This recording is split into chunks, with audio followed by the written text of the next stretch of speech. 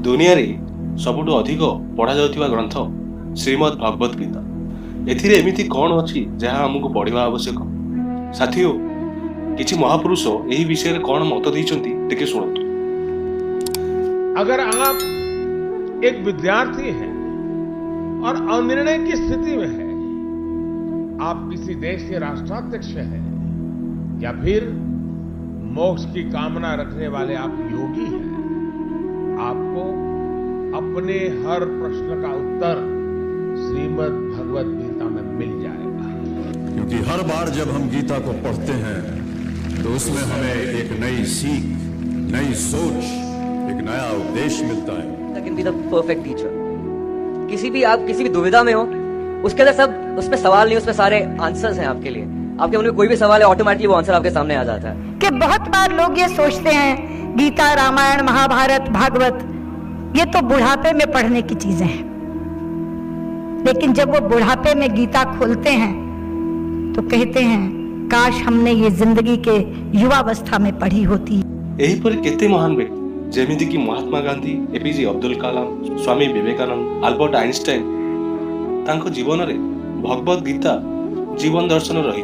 वास्तव में श्रीमद् भगवत गीता कौन अटे? साथियों, श्रीमद् भगवत गीता मनुष्य जीवन संपर्कित ज्ञान एक भंडार अटे, जहाँ भगवान श्रीकृष्ण अर्जुन को शुणी जेतेबेले महाभारत युद्ध में अर्जुन निज कर्तव्य हटि जाइथिले, एही गीता ज्ञान कर्तव्य हटि जाइथिबा अर्जुन को कर्तव्य शिखाइबा पई एवं भविष्य पीढ़ी को धर्म ज्ञान शिखाइबा पई शुणाई। जदि आमे भगवत गीता को नियमित पढ़िबा हमर फायदा कौन हो? साथियों, जदि हमें नियमित पढ़िबा आम भितर थिबा सब खराब भावना एवं चिंतन सफा हो, भल चिंतन जागृत हो। आम चिंतन आमर कार्य को प्रभावित कर एवं आमर कार्य आमरी भविष्य तैयारी कर।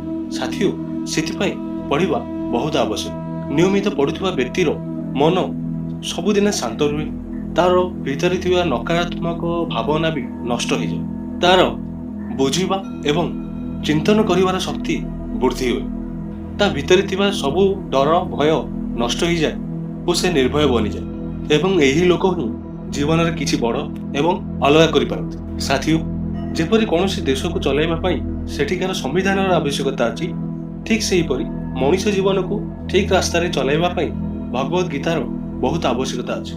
श्रीमद् भगवत गीतार ज्ञान, भक्ति एवं कर्मयोग मार्गर विषय विस्तृत रूप से व्याख्या करा जाइछि। एही मार्ग रे चालुथिबा व्यक्ति निश्चित ही जीवन में सफलतार अधिकारी बनी जाए। एथिरे ये भी कहा जाइछि कि मनुष्य को कौनसी भी परिस्थिति रे भय करिबा उचित नुहे एवं निज कर्तव्य विमुख हेबा भी उचित नुहे, काहेकि ना शेष रे धर्मर ही जय हो। श्रीमद् भगवत गीतार ज्ञान सबु ज्ञानर राजा अटे। आमे जदि न पढ़िबा हमर क्षति कौन हो? साथियों, आमे जदि न पढ़िबा आमर चिंता करिवार शक्ति कमी जीवो एवं अज्ञानता वृद्धि हो। यही अज्ञानतार ही पाप हो एवं यही पाप ही मनुष्य को कष्ट दिए। श्रीमद् भगवत गीता से महासागर अटे, जार किछि बुंदा भी कौनसी मनुष्य जीवन में पड़ी जाए मनुष्य धन्य हो जाए। आजिका दिन रे सारा दुनिया श्रीमद् भगवत गीता पढ़िबा को आग्रह अछि। कोन आपण जानिछंती इंग्लैंड रो ऑक्सफोर्ड यूनिवर्सिटी एवं अमेरिकार हार्वर्ड यूनिवर्सिटी एवं सेटन हॉल यूनिवर्सिटी श्रीमद् भगवत गीता को कंपलसरी करा गलानी एवं इस्कन संस्था विषय तो आपण माने जानिछे। इस्कन संस्था सारा दुनिया रे श्रीमद् भगवत गीता को पहुंचाउछ। भगवान श्रीकृष्ण अर्जुन को कहिथिले कि हे पार्थ, जो मनुष्य ए ग्रंथर नियमित अध्ययन करिवो एवं लोकन को भी ए विषय रे कहिवो से मोर प्रिय हेबो एवं मते ही प्राप्त हेबो। दर्शक बंधु, आपनको ए छोटिया वीडियोटी केमति लागिला कमेंट बॉक्स रे निश्चय लिखिबे एवं आपणकर सबुठु प्रिय बंधु मानकु ए वीडियो को शेयर करंतु, ताकि तांको भी एही ज्ञान प्राप्त हे पाइबो एवं एही परि बढ़िया बढ़िया वीडियो पाइबा पई हमर चैनल को सब्सक्राइब करंतु। हरे कृष्ण।